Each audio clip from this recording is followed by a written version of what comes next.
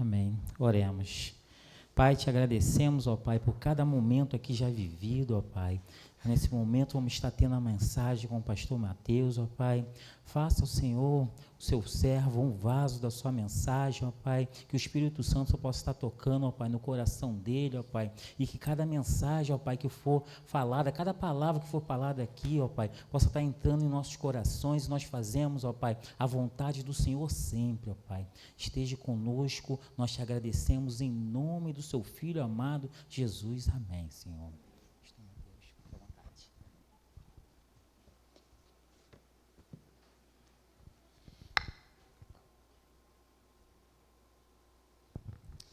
Amém. Boa noite, meus irmãos. Que a graça e a paz do Senhor esteja sobre a sua vida. É bom retornar aqui a CIB. Eu estive, há um tempo atrás, pude estar aqui no culto durante a semana, pregando a palavra de Deus também. E é uma grande alegria poder estar mais uma vez aqui com os irmãos. Eu me chamo Mateus, sou casado com a Jéssica, que está aqui na frente. Tenho 2 filhinhas, a Aurora e a Lúcia. E pela graça de Deus, tenho servido como pastor ali na Comunidade Batista de Itaboraí, ali no centro da nossa cidade. E é bom estar aqui com os irmãos, falando sobre esse tema, sobre unidade, né? Esse tema, pelo menos para mim, é um tema muito caro, muito precioso, e que, de fato, nós precisamos resgatar em nossos dias. O que significa sermos um em Cristo, o que significa sermos um corpo, o que significa a verdadeira unidade, a verdadeira comunhão. Para mim, eu fiquei incumbido de falar sobre o tema unidade e diversidade, diversidade e unidade, como é que a gente lida com essas questões dentro da igreja, dentro do reino de Deus, como que a gente entende uma igreja diversa e unida, como que nós podemos compreender o quão abençoador isso é para nós, termos uma igreja com diversas pessoas com diversos dons, pessoas diferentes umas das outras, que juntas, em unidade, glorificam ao Senhor. Então, eu pretendo falar um pouquinho sobre isso. Eu quero trazer 5 verdades bíblicas sobre esse tema. Então, a gente vai caminhar por alguns textos das Escrituras, mas antes eu queria falar algumas coisas, antes de entrar nas Escrituras, e entrar nesses 5 pontos sobre unidade e diversidade. A primeira coisa que eu gostaria de falar é que nós vivemos em um mundo que defende a diversidade. Se você está aí nas redes sociais, se você assiste televisão, você sabe que essa é uma pauta que tem sido muito difundida e tem sido muito debatida na nossa sociedade nos nossos dias. Empresas falam sobre diversidade, sobre inclusão, sobre a necessidade de se apoiar a diversidade no mundo. Mas, ao mesmo tempo em que nós vemos diversas instituições, diversas pessoas, diversos representantes de ideologias diferentes defendendo uma diversidade, ao mesmo tempo, em contrapartida, nós temos visto um mundo cada vez mais dividido e fragmentado. As mesmas pessoas que defendem a diversidade e a inclusão são aquelas que, de uma certa forma, põem grupos uns contra os outros. Põem pessoas umas contra as outras. Essa é a realidade do mundo em que nós vivemos. Porque esse mundo, por mais que defenda uma diversidade, é incapaz de ter um fator que possa promover uma verdadeira unidade, sem que essa unidade se torne uniformidade, aonde todo mundo pensa igual, todo mundo age da mesma forma. Porque, na verdade, o que a gente vê nesses grupos que defendem a diversidade é uma falsa diversidade. Eles defendem uma diversidade tão quanto você esteja de acordo com o que eles dizem. Então, nós aceitamos todo tipo de gente, desde que você concorde com o que a gente pensa. Se você pensa diferente da gente, você não é bem-vindo. Então, é uma falsa diversidade. Na verdade, é uma diversidade que defende uma homogeneidade. Então, se você for igual a nós, se você for diverso igual a nós, então você é aceito. Mas se você for diverso e for diferente de nós, você não é bem-vindo. E, de fato, nós vivemos num mundo plural. A pluralidade, ela não é um problema. O nosso Deus é um Deus plural. O nosso Deus é um Deus que é uno e trino, Pai, Filho e Espírito Santo. Há uma pluralidade na unidade do próprio ser de Deus. E o nosso Deus criou um mundo plural. Basta você olhar a natureza. Deus criou uma pluralidade de flores, uma distinta da outra, árvores das mais belas, animais, uns diferentes dos outros, seres humanos com características diferentes uns dos outros. O mundo é plural, Deus criou a pluralidade e a pluralidade louva ao Senhor. O problema que nós temos nos nossos dias é uma visão de mundo chamada pluralismo. Isso é um problema.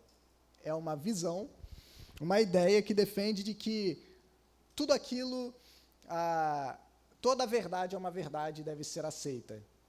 E não deve ser questionada e deve ser aceita. Esse pluralismo ele é um problema, mas a pluralidade em si, o fato de haver pessoas distintas umas das outras, coisas distintas umas das outras, isso, na verdade, inclusive, representa a grandeza do nosso Deus. Se todos nós fôssemos iguais, nós não seríamos capazes de representar a grandeza do nosso Deus. Isso é uma bênção, é por isso que eu gosto tanto que existem igrejas diversas umas das outras. Existem igrejas diferentes umas das outras. Isso é uma bênção, porque pessoas são diferentes umas das outras. E uma igreja só é incapaz de representar a grandeza do nosso Deus. Então, tudo isso é uma bênção. E o fato de existir um único Deus e uma única verdade é o que torna possível uma verdadeira unidade diante da diversidade. É por isso que o mundo, por mais que eles preguem uma diversidade, eles não conseguem alcançar uma unidade. Somente quem professa que existe um Deus e uma verdade tem, de fato, uma base para uma verdadeira unidade. Algumas pessoas, por exemplo, acusam a igreja evangélica, a igreja cristã, de ser exclusivista. Os cristãos são muito exclusivistas, só eles estão certos. Só eles têm a verdade. Só eles sabem quem é Deus. Bom, nós cremos que sim. Nós cremos que a verdade está na palavra de Deus. Nós cremos que há um só caminho ao Senhor e todos os outros são falsos caminhos. Nós cremos que há só um mediador entre Deus e os homens, Jesus Cristo, o nosso Senhor e Salvador. Nós cremos que há uma só verdade que se encontra na revelação da palavra de Deus. Nós cremos que há só um Deus, o nosso Deus e Pai do nosso Senhor Jesus Cristo. O nosso Deus trino e uno. Então, sim, a igreja cristã, ela é exclusivista, porque nós não abrimos mão dessas verdades. Nós não olhamos e dizemos, não, você pode encontrar a verdade em outra religião, você pode encontrar a verdade em um outro Deus, você pode chegar ao céu através de um outro caminho. Não, nós cremos que existe um só caminho para se chegar a Deus, e esse caminho é Jesus Cristo. Mas, ao mesmo tempo que a igreja é exclusivista, ela é a instituição exclusivista mais inclusivista de todas. Porque, ao mesmo tempo que nós pregamos essa verdade de que só há salvação em Jesus Cristo, nós cremos que esse evangelho ele deve ser pregado a todo tipo de pessoa. Todos são convidados a crerem, todos são chamados a vir, todos são chamados a se arrepender e crer em Jesus Cristo, independente da cor, independente da raça, independente da classe social, independente de quanto dinheiro você tem na sua conta bancária, independente se você é homem ou se você é mulher, independente se você é natural de um país ou se você é estrangeiro, independente se você é jovem ou se você é velho, o evangelho convida a todos a virem até Cristo Jesus e se arrependerem dos seus pecados e confessá-lo como Senhor e Salvador. Então, ao mesmo tempo que o evangelho ele é exclusivista, ele também é exclusivista, mas o evangelho é para todos, aqueles que se arrependem e creem em Jesus. Não há distinção nesse sentido. Não há algum grupo de pessoas que deve ser negligenciado. Não há um tipo de gente que não é bem-vindo dentro da igreja. Todos os pecadores arrependidos são bem-vindos e são chamados a crerem em Cristo Jesus, o nosso Salvador, aquele que de fato é capaz de unir aqueles que são diferentes uns dos outros, aquele que de fato é capaz de trazer verdadeira unidade no meio da diversidade. E é sobre essa unidade em meio à diversidade que a gente vai falar nessa noite. Como eu já disse no início, eu gostaria de apresentar 5 verdades sobre a unidade e a diversidade no meio da igreja. A primeira delas, relacionada com essa última fala minha, é que Deus uniu aqueles que estavam separados por meio de Cristo Jesus. Você pode abrir a sua Bíblia comigo em Efésios, capítulo 2, versos 11 a 22,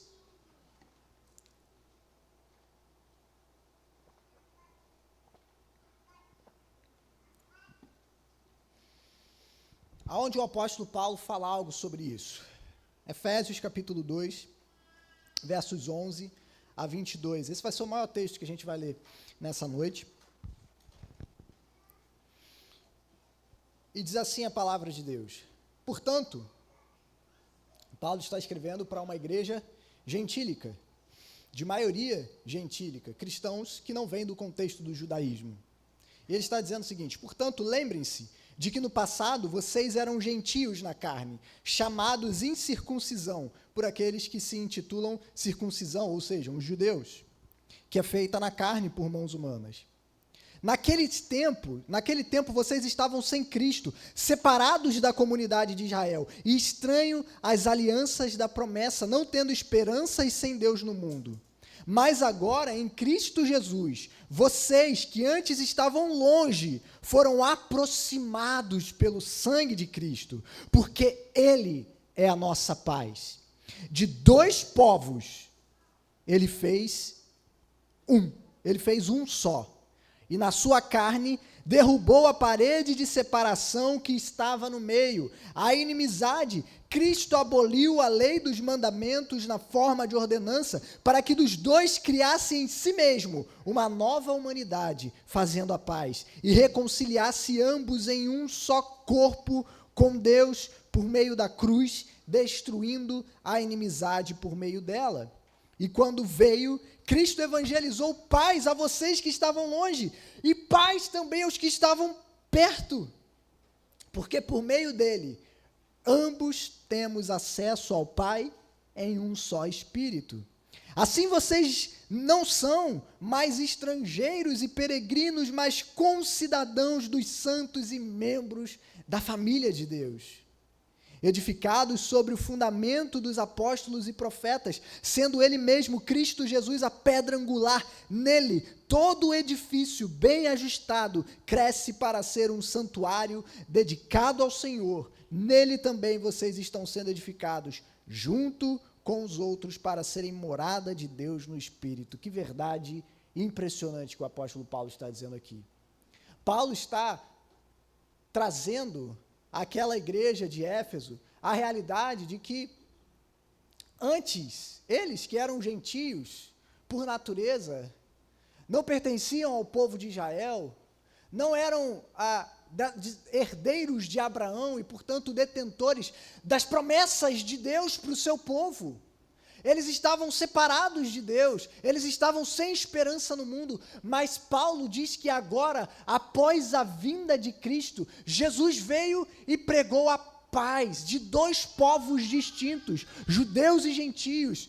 Cristo os fez um só, por meio do seu sangue, por meio da sua cruz. Jesus destruiu o que antes os separava, o que antes os mantinha longe uns dos outros. Agora em Cristo todos fazem parte da família de Deus, todos são herdeiros das promessas de Deus. Agora já não há distinção entre judeus e gentios, mas há um só povo do Senhor, que por meio do sacrifício de Cristo, por meio da sua cruz, por meio do seu sangue, este povo está sendo edificado. A igreja de Jesus Cristo está sendo edificada para ser morada de Deus por meio do Espírito. Meu irmão, isso é uma verdade impressionante. Deus habita hoje no meio da sua igreja através do seu Espírito. A igreja que está sendo edificada, essa igreja que é composta de judeus e gentios. Essa igreja que é composta daqueles que antes estavam separados, daqueles que antes estavam divididos, daqueles que antes eram inimigos. Cristo os juntou por meio do seu sangue. E a partir desses dois povos, ele faz um só. O que diremos então de outros textos, como Colossenses 3, 10 a 11, onde Paulo diz assim: e se revistam da nova natureza que se renova para o pleno conhecimento, segundo a imagem daquele que a criou. Aqui não pode haver mais grego e judeu, circuncisão e incircuncisão, bárbaro, cita, escravo, livre, mas Cristo é tudo e está em todos. Perceba o que Paulo está falando. Antes, essas características que os dividiam, que os separavam, essas características que faziam distinções entre vocês e que os mantinham isolados uns dos outros, elas não existem mais em Cristo Jesus. Elas não podem mais existir no meio da igreja. Aquilo que antes nos separava no mundo, aquilo que antes nos colocava como inimigos no mundo, não pode existir, não pode permanecer de pé, porque em Cristo, que está em cada um de nós nos tornamos um só povo. Gálatas 3, de 26 a 27, Paulo afirma a mesma coisa, pois todos vocês são filhos de Deus mediante a fé em Cristo Jesus. O que nos torna filhos de Deus? Paulo está dizendo aqui, é o seu sangue? É a sua família? É o país em que você nasceu? É a língua que você fala? É a sua cor de pele? É a sua etnia? É a sua conta bancária? É a sua idade? É se você é homem ou mulher? Paulo está dizendo, não. O que nos torna filhos de Deus, todos nós, é a fé em Jesus. Aquilo que iguala a todos nós é que nós compartilhamos a mesma fé em Jesus. E Paulo vai continuar dizendo, porque todos vocês que foram batizados em Cristo, ou literalmente, vocês que foram batizados para dentro de Cristo se revestiram. Assim sendo, olha o que Paulo vai dizer agora mais uma vez, não pode haver judeu nem grego, nem escravo nem liberto, nem homem nem mulher, porque todos vocês são um em Cristo Jesus. Paulo usa justamente 3 categorias que nos dividem. A nossa etnia, não pode haver judeu nem grego, a nossa condição social, escravo e livre, ou talvez contextualizando uma pessoa rica e uma pessoa pobre, e a questão de gênero, homem e mulher. Essas coisas não nos separam de Deus e não nos separam um dos outros, porque nós somos um em Cristo Jesus. Qual a grande verdade que nós temos aqui? Aquilo que nos une em Jesus é maior do que aquilo que nos separa no mundo. A fé que nos une a Cristo e nos une em Cristo, ela é maior do que qualquer tipo de diferença que eu possa ter com você. Isso é impressionante. Porque somente numa igreja, aonde o evangelho verdadeiro é pregado e aonde o Espírito Santo habita no meio desse povo, é que nós podemos ver algo que nós não vemos em nenhum outro lugar na face da terra. Pessoas completamente distintas umas das outras, mas que são capazes de amar umas às outras e viverem uns com os outros. Faça esse teste. Talvez hoje, ou no próximo domingo que você estiver aqui reunido com a sua igreja. Olhe para as pessoas ao seu redor e perceba quantas delas, se não fosse pela igreja, talvez você nunca saberia qual é o nome dela. Talvez se você passasse por ela pela rua, você nem olharia na cara dela, porque você talvez olharia, nós temos tantas coisas distintas, nós somos tão diferentes uns dos outros, que talvez se não fosse pela fé, eu nunca saberia que esse irmão existe ou ela existe. Mas a igreja faz algo incrível, ela une aqueles que são diferentes, ela possibilita um amor entre aqueles que são diferentes, um relacionamento entre aqueles que são distintos de nós mesmos. E isso só é possível pela fé em Cristo Jesus, pelo sangue de Cristo Jesus. Ele é a base por meio da qual nós podemos ter verdadeira unidade em meio a tanta diversidade que há na igreja. Olha ao seu redor, meu irmão, olha quantas pessoas estão aqui, quão diferentes nós somos uns dos outros, qual contextos diversos cada um de nós temos aqui, qual distinta é a história de vida de cada um de nós aqui. Mas ainda assim, nós estamos aqui por uma causa que nos une e é maior do que todas essas divergências, a fé no nosso Senhor Jesus. A segunda verdade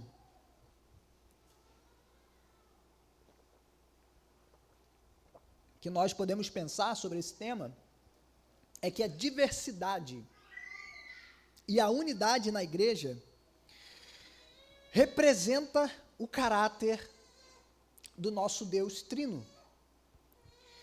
A igreja na terra é chamada para representar o Deus ao qual ela serve. E quando nós somos uma igreja diversa e unida, nós representamos o caráter de um Deus que é plural e é um. Um Deus que é uma comunidade em si mesmo, mas ainda assim é unido. Um Deus que é Pai, Filho e Espírito Santo, mas ainda assim é um só Deus. Jesus, no Evangelho de João, capítulo 17, ao orar por nós, você sabia que Jesus orou por você, meu irmão? Por nós? E ele continua a orar, segundo o autor de Hebreus, ele vive eternamente para interceder pelo seu povo, mas Jesus tem uma oração específica por nós.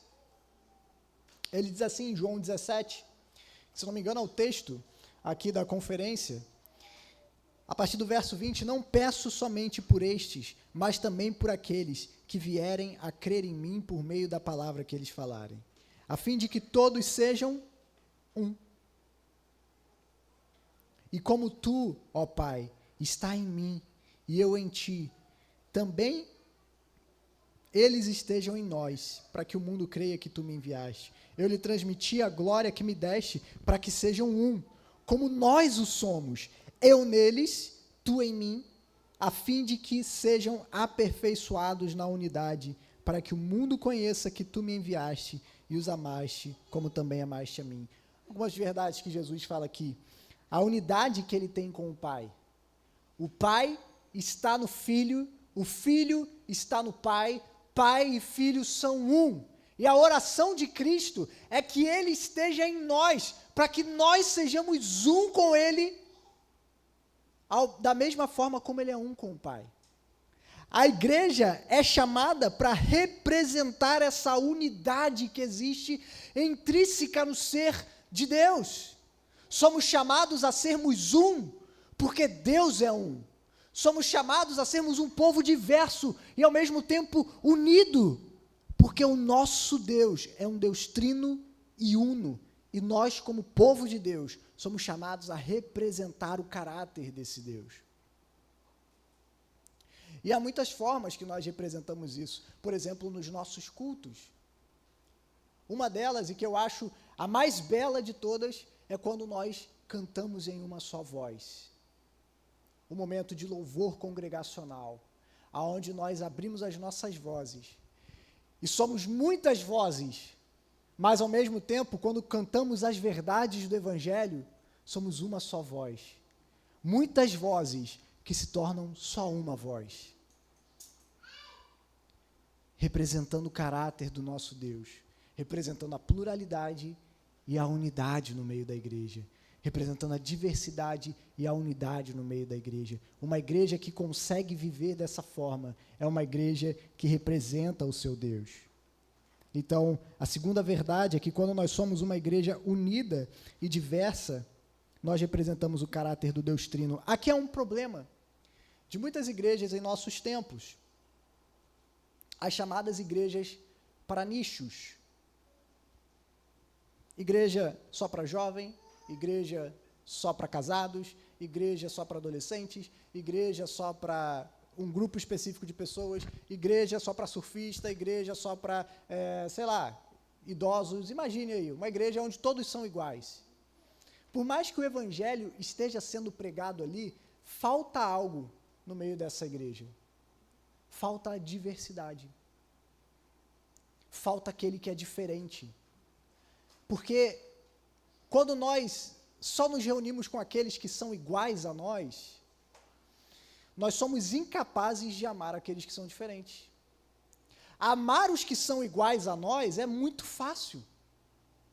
Amar as pessoas que são parecidas conosco, que têm os mesmos gostos que nós, que gostam das mesmas coisas que você, que têm as mesmas experiências de vida de você, que estão na mesma fase de vida do que você, é fácil.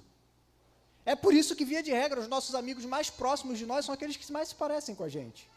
Porque é fácil nos relacionarmos com aqueles que são iguais a nós. Mas, para amar aquele que é diferente, é necessário um tipo de amor sacrificial, um tipo de intencionalidade que só o Evangelho pode proporcionar. Então não é que essas igrejas, onde todo mundo é igual, elas sejam falsas igrejas, mas falta nelas um atributo que contribui para a verdade do Evangelho, para demonstrar a verdade do Evangelho. A gente vai falar um pouco sobre isso. Mas não pense que isso ocorre somente em igrejas que desejam alcançar um grupo específico de pessoas. Às vezes as nossas próprias igrejas promovem um determinado tipo de cultura aonde grupos iguais só se relacionam com aqueles que são iguais a eles. Às vezes, sem ter a intenção, nós deixamos que os nossos adolescentes só se relacionem com os adolescentes, as nossas crianças só se relacionem com as crianças, os adultos solteiros só se relacionem com os adultos solteiros, os jovens casados só se relacionem com os jovens casados, os jovens solteiros só se relacionem com os jovens solteiros, os idosos só se relacionem com os idosos, mães solteiras só se relacionem com mães solteiras. A gente vai nichando as igrejas dentro da própria igreja.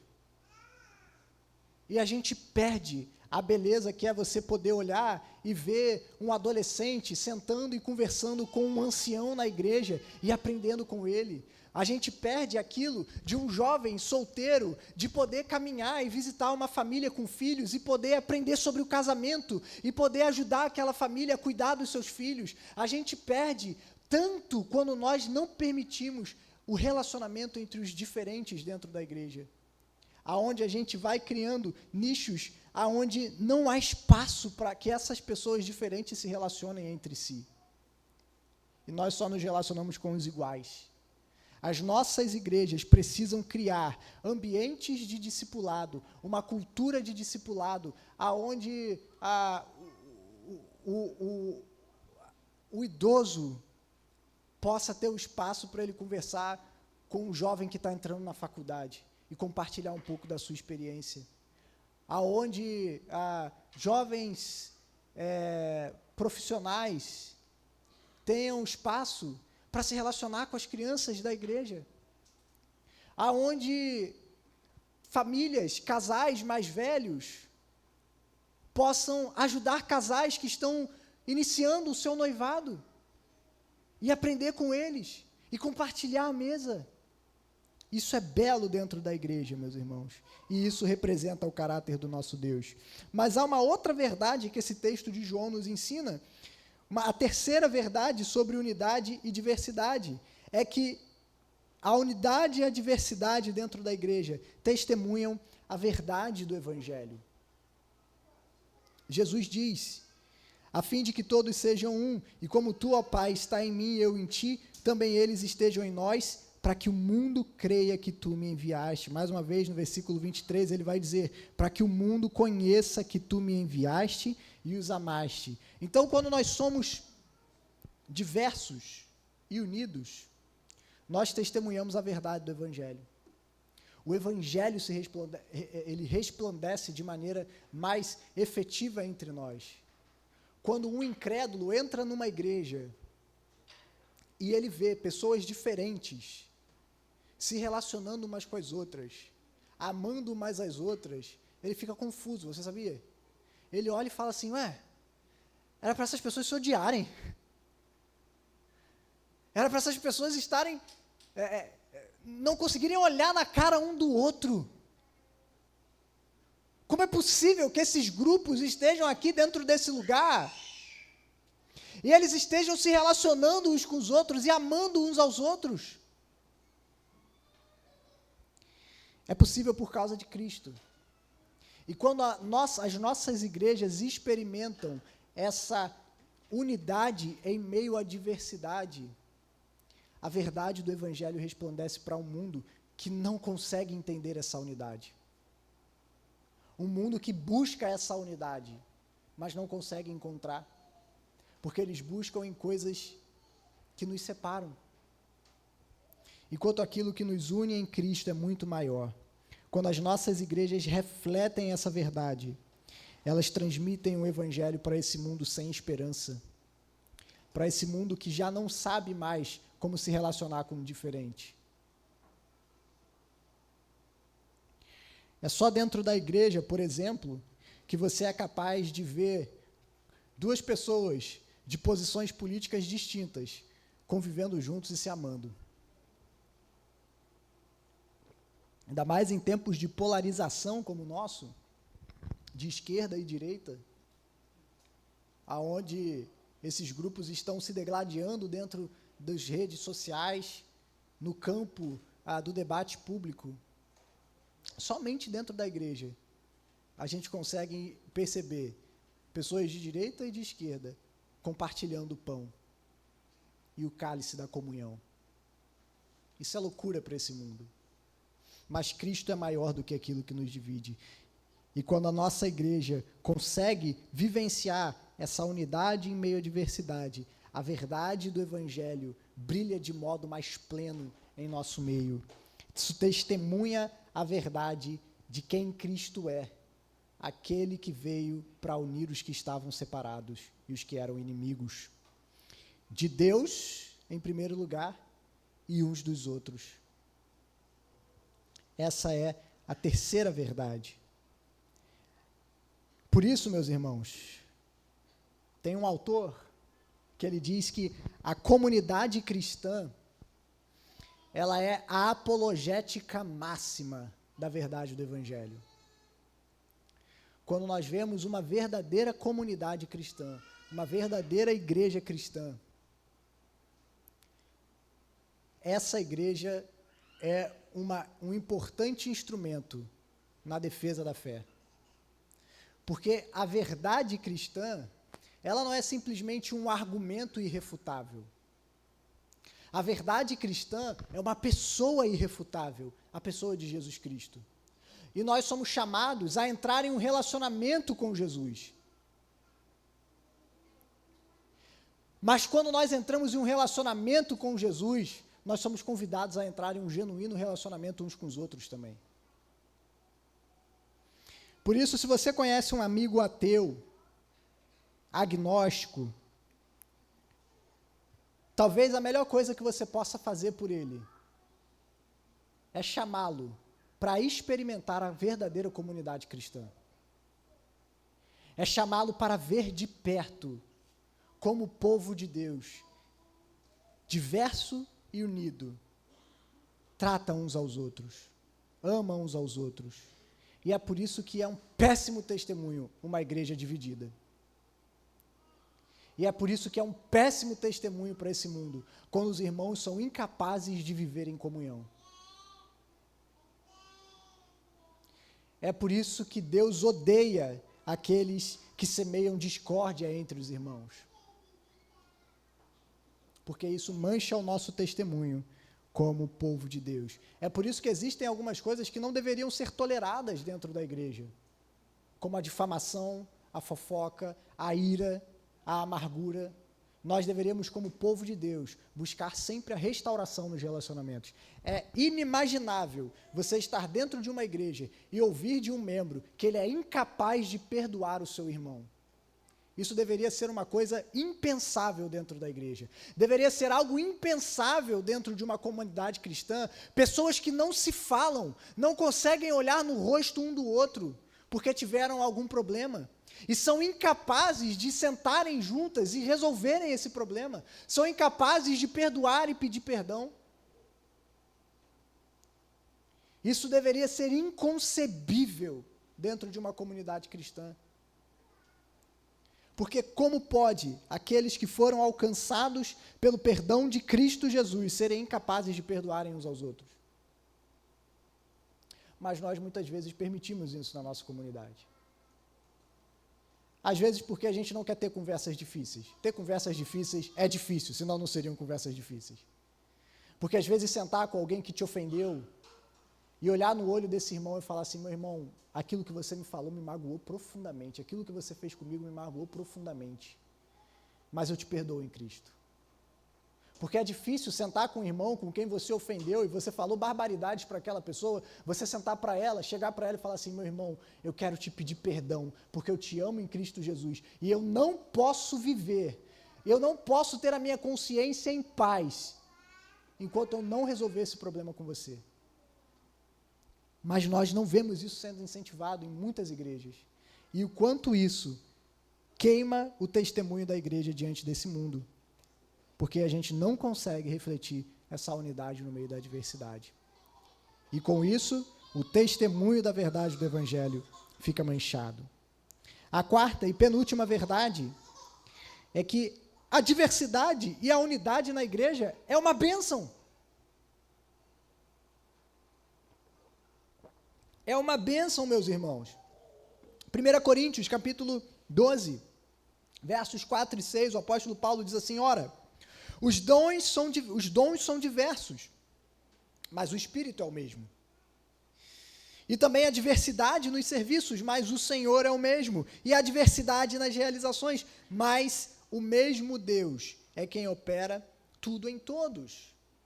Em Efésios, capítulo 4, Paulo vai dizer que ele mesmo, Jesus, concedeu uns para apóstolos, outros para profetas, outros para evangelistas e outros para pastores e mestres, com vista ao aperfeiçoamento dos santos para o desempenho do seu serviço, para a edificação do corpo de Cristo, até que todos cheguemos à unidade da fé e do pleno conhecimento do Filho de Deus, ao estado de pessoa madura, à medida da estatura da plenitude de Cristo.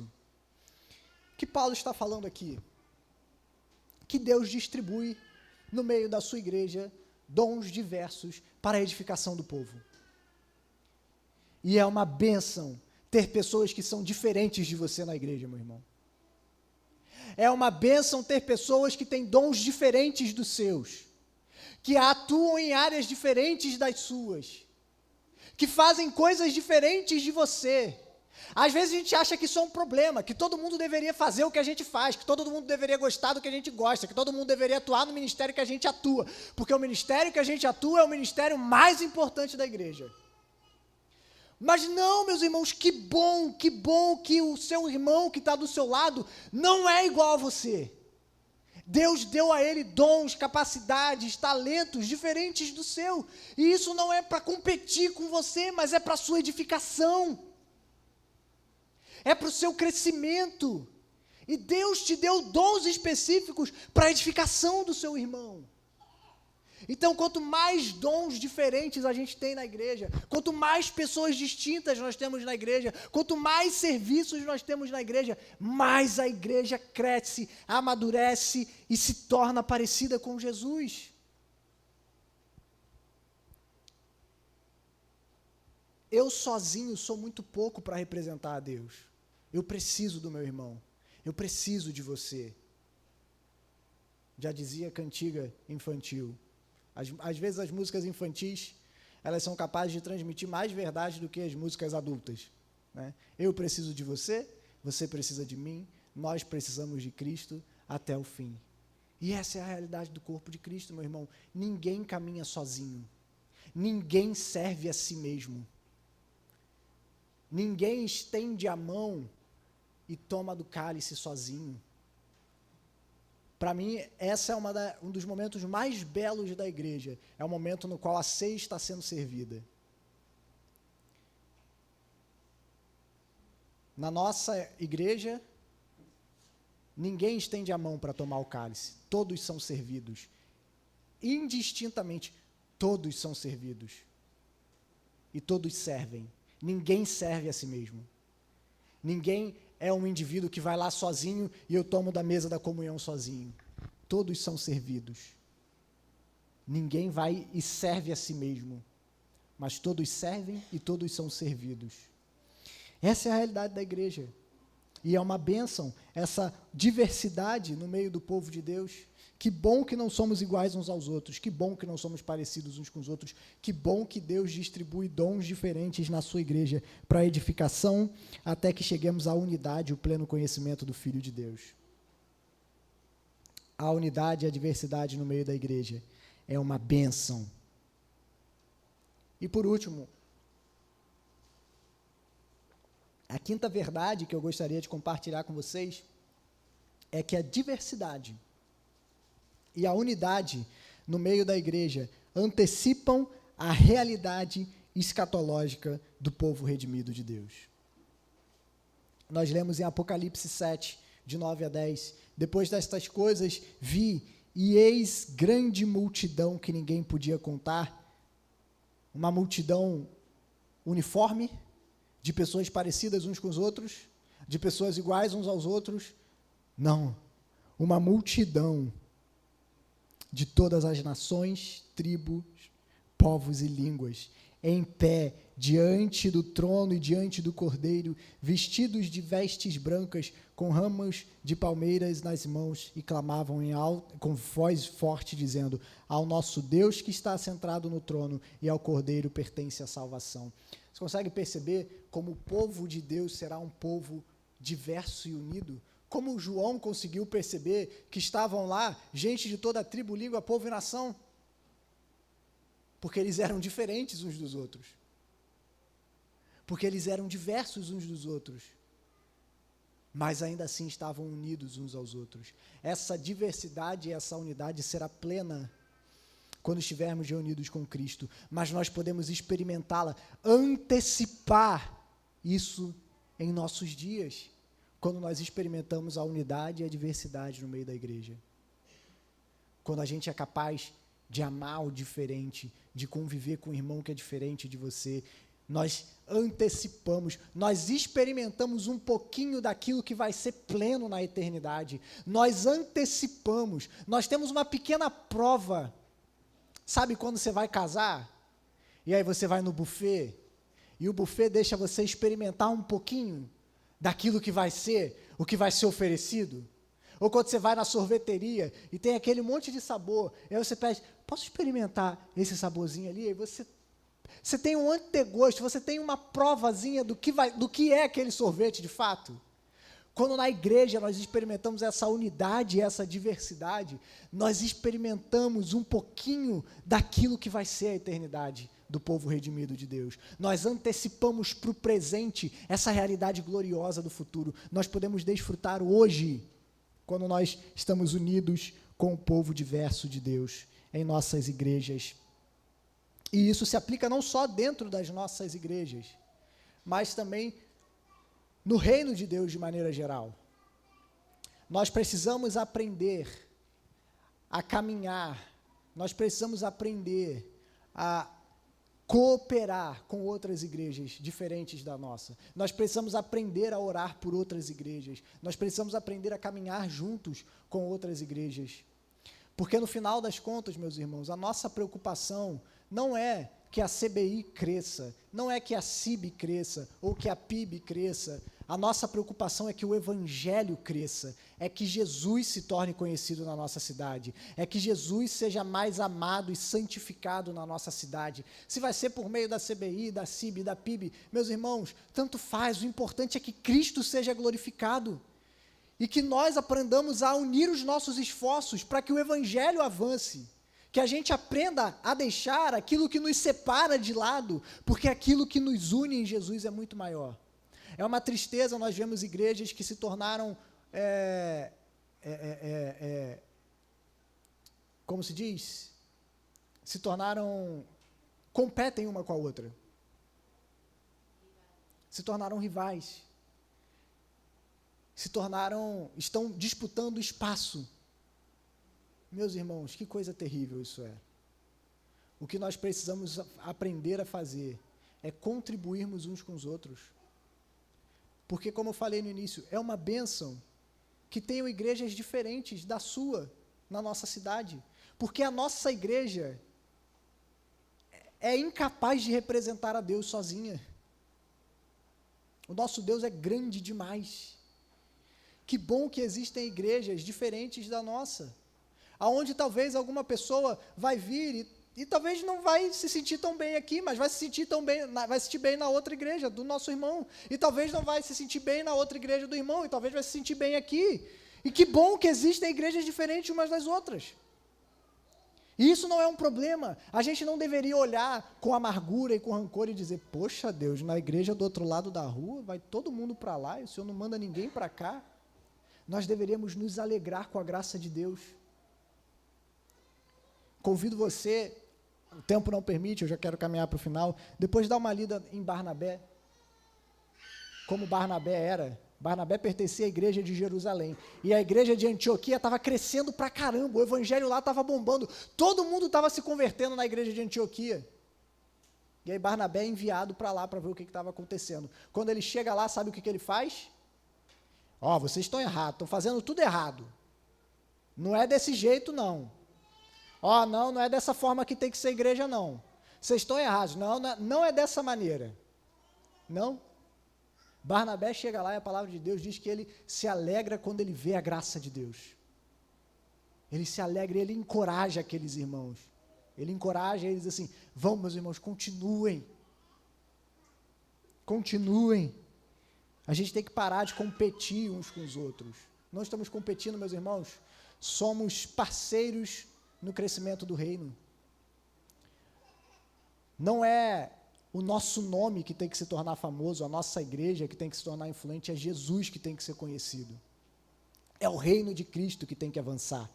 E que nós aprendamos a deixar de lado as nossas diferenças para caminharmos juntos com Cristo Jesus. Eu quero terminar com algumas aplicações práticas sobre essas 5 verdades. A primeira é que unidade não significa uniformidade. Não significa que todos nós temos que ser iguais, nos vestir iguais, ter o mesmo corte de cabelo, usar a barba do mesmo jeito, comprar roupa no mesmo lugar, falar com as mesmas gírias, frequentar os mesmos lugares, assistir os mesmos programas de televisão. Não, unidade não significa isso. A gente deve evitar ao máximo ser uma igreja para nichos. Porque unidade não significa uniformidade. A unidade e a uniformidade caminham juntos aonde Cristo não está. Porque é possível você ter unidade entre pessoas iguais fora da igreja. Pessoas que pensam iguais, têm os mesmos propósitos, têm os mesmos objetivos de vida, num grupo de bairro, numa agremiação de escola de samba, ou num partido político, você consegue ter pessoas que são uniformes, elas estão ali, o que as une é porque elas têm o mesmo propósito em uma determinada coisa, em um propósito, em um objetivo específico, porque elas são iguais nisso. A igreja não deve ser assim, porque o que nos une é a fé em Cristo Jesus. Então, unidade não significa uniformidade, não significa que o seu irmão tem que ser igualzinho a você, e se ele não é igual a você, se ele não pensa igual a você, se ele não age igual a você, se ele não faz as coisas igual a você, meu irmão, dê graças a Deus por isso. Isso é uma bênção. Uma segunda aplicação, devemos nos esforçar para amar e nos relacionar intencionalmente com aqueles que são diferentes de nós. Quando acaba o culto no domingo, quem são as pessoas que você vai conversar? São os seus amigos de sempre? São as mesmas pessoas que você sempre vê e você sempre conversa com elas? E que você vai conversar com elas na semana seguinte? E que você vai ver elas no outro dia? Ou será que quando acaba o culto você está preocupado em acolher os visitantes? Ou será que quando acaba o culto você está preocupado em falar com o irmão que já tem um tempo que você não vê na igreja? Ou será que quando acaba o culto a sua preocupação é ir até aquela pessoa que está isolada e que não tem ninguém falando com ela? Será que a sua preocupação é ir até um irmão que é diferente de você e você fala, poxa, eu nunca sentei para conversar com esse irmão, hoje no final do culto eu vou até ele e vou perguntar como é que ele está, vou perguntar como é que está a vida? Ou será que nós estamos dispostos a ir somente aos nossos amigos, aqueles que são iguais a nós? Esteja disposto, meu irmão, se esforce a negar a si mesmo e amar aqueles que são diferentes. Inclusive, você vai se surpreender se você fizer isso. Talvez você vai descobrir que vocês são mais iguais do que vocês achavam que você achava que vocês eram. Você vai descobrir mais coisas em comuns do que você achava que seria possível. Um outro ponto, a unidade e a diversidade demonstram a beleza da comunidade redimida do Cordeiro. Como a gente falou,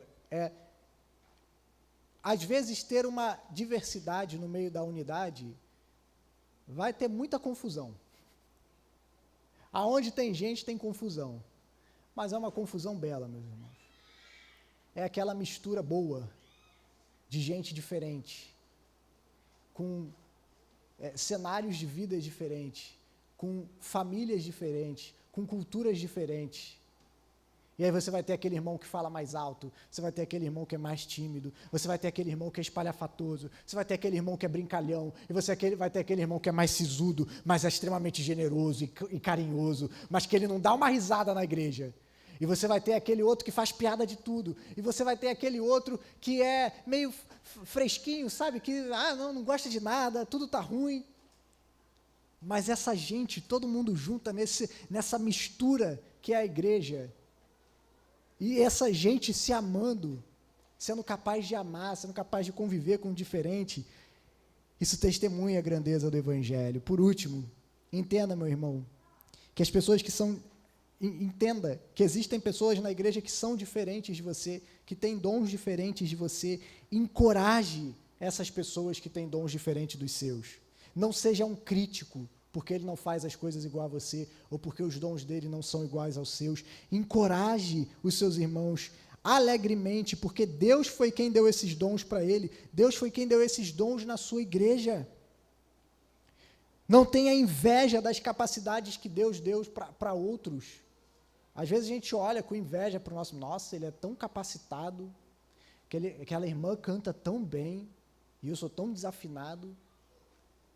Às vezes ela canta tão bem, mas você é capaz de acolher os outros na igreja, como ela não é capaz de fazer. Porque Deus deu esse dom para ela, para edificar o povo por meio do louvor. E talvez Deus te chamou para você cantar no louvor, mesmo com a sua voz desafinada, mas Ele te deu um dom de hospitalidade impressionante. Então pare de olhar para o outro com inveja e veja o que Deus deu para você, se alegre com os dons dos outros, veja o que Deus deu para você e sirva com alegria no coração, abrace aquilo que você recebeu e se alegre com os dons dos outros, se alegre com aquilo que Deus deu de diferente para o seu irmão. Com essas verdades, com essas 5 verdades e essas aplicações práticas, eu gostaria de encerrar e gostaria de orar com vocês.